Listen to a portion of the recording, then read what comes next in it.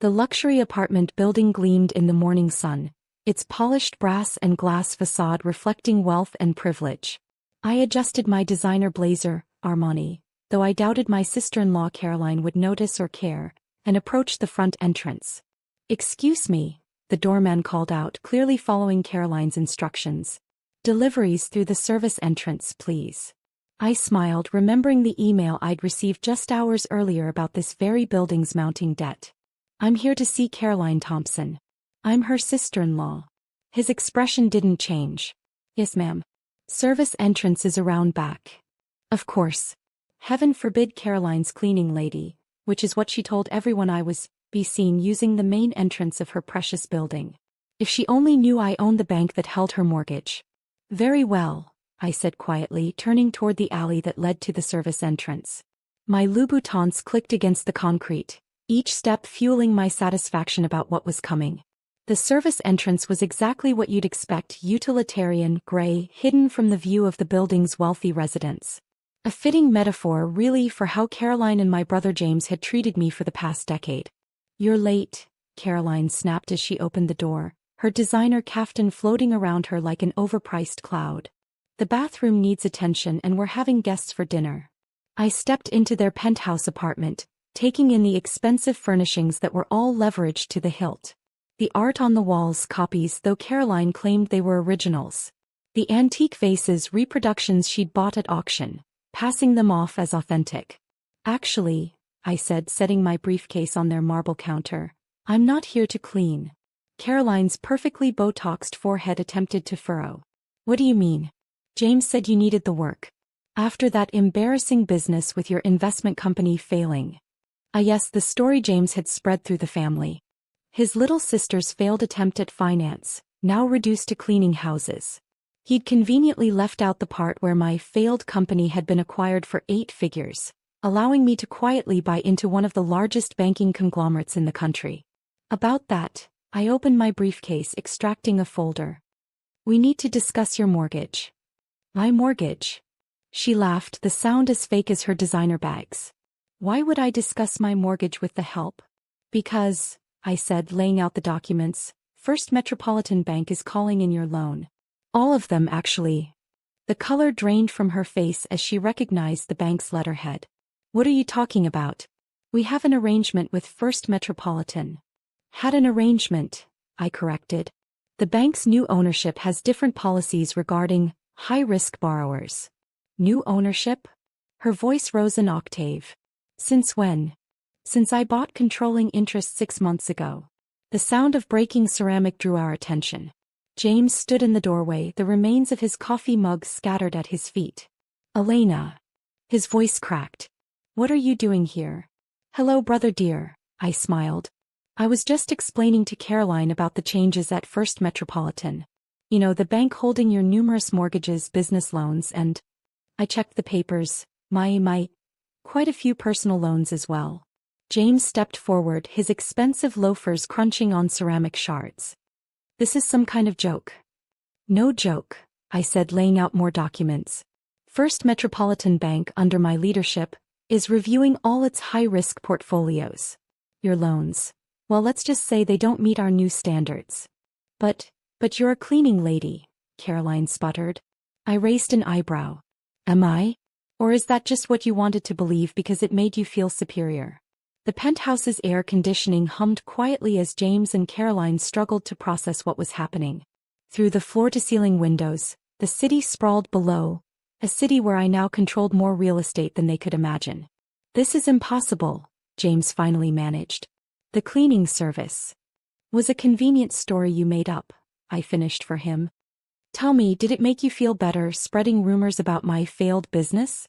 Did it help your ego to tell everyone your little sister was scrubbing toilets?" Caroline sank onto their Italian leather sofa, her kaftan deflating around her. "The loans, how much?" "Let's see." I consulted the papers with exaggerated care. The penthouse mortgage $4.2 million outstanding. The Hamptons house $6.8 million. James's business loans $12 million.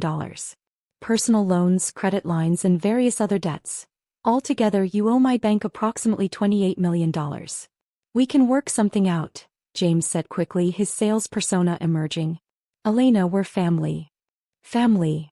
I laughed, but there was no warmth in it.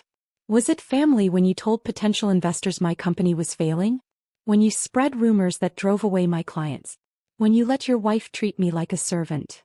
Caroline flinched. We didn't. No. I supplied. Of course not. You never bothered to check.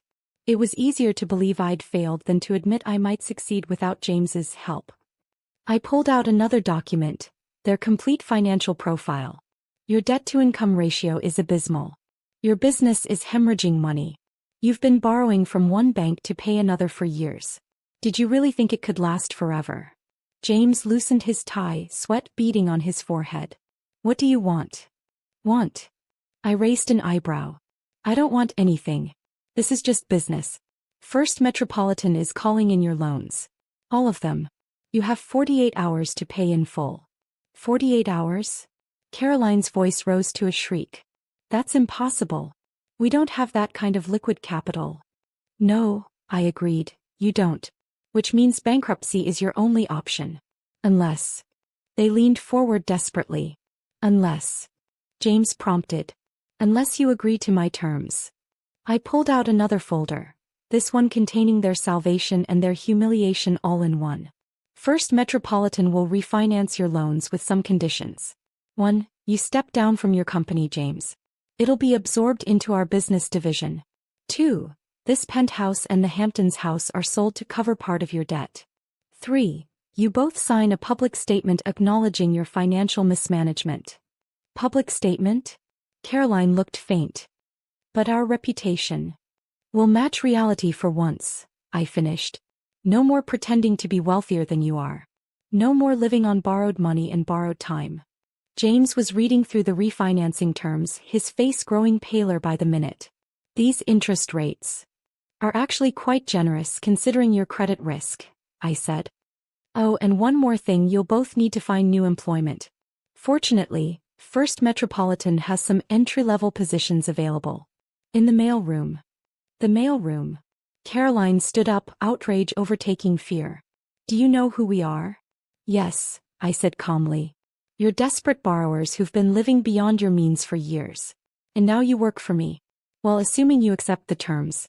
Otherwise, bankruptcy proceedings begin tomorrow. My phone buzzed, a text from my CFO. Thompson Industries stock dropping on rumors of financial trouble. Want me to start acquisition talks? Not yet, I typed back. Let them sweat a little first. James was still reading the documents, his hands shaking. Elena, please. We can figure something else out. Like what? I asked. Going to run to Mom and Dad? They're already on my board of directors. Did you really think I'd leave any escape routes? Caroline had moved to the window, staring out at the city she thought she owned. All those charity boards, my social position, will have to be earned rather than bought, I said. Novel concept, I know. My phone buzzed again, this time from building management. New entrance protocols in effect as requested. Oh, by the way, I added, gathering my papers, I've instructed the doorman that you'll be using the service entrance from now on. The front door is for residents who actually pay their bills. The poetic justice wasn't lost on anyone. You're enjoying this, James accused. Enjoying watching your perfectly crafted facade crumble? Watching you realize that your failed sister now owns your fate. I smiled. Yes, I rather am. Standing up, I straightened my blazer. You have until tomorrow morning to decide. Bankruptcy or employment, your choice. Though I should mention the bankruptcy option includes a full audit of your finances. I'm sure the IRS would be very interested in some of your creative accounting. Caroline whirled around. You wouldn't. Try me, I said softly. I've spent years watching you two look down on me, treat me like a servant, spread rumors about my failures. Now you get to experience what real failure feels like. My phone buzzed one final time, my driver announcing he was waiting outside. The service entrance, of course. Don't forget to sign in with security when you start work on Monday, I called over my shoulder. The mailroom opens at 7 a.m. sharp. Late arrivals are noted in your personnel file.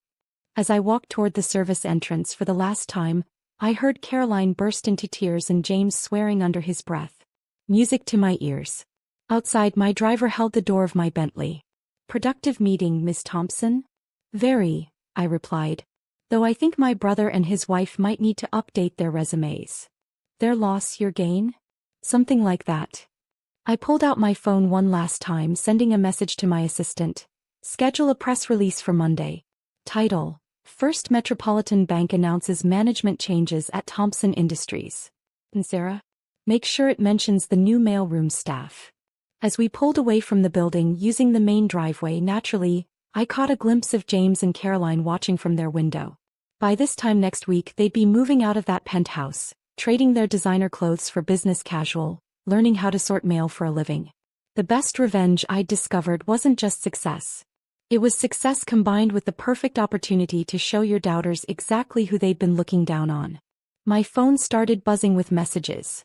Other banks suddenly interested in selling their Thompson Industries debt, social climbers trying to distance themselves from James and Caroline, charity boards quietly asking about their pledges. The house of cards was falling and I had front row seats. Another text from my CFO. Thompson Industries stock down 40%. Ready to start acquisition talks now? I smiled, typing back, "Not yet. Let's wait until they're sorting mail in our basement. Then we'll buy their company for pennies on the dollar." Success, like karma, is a dish best served cold. And sometimes the best way to serve it is through the service entrance. One final reminder of how far they'd fallen and how high I'd risen. As for James and Caroline, well, I hear the mailroom has excellent opportunities for advancement. In about 20 years. After all, everyone has to start somewhere. Even if that somewhere is at the bottom of the corporate ladder they thought they owned. Welcome to my world, dear family. The service entrance is around back.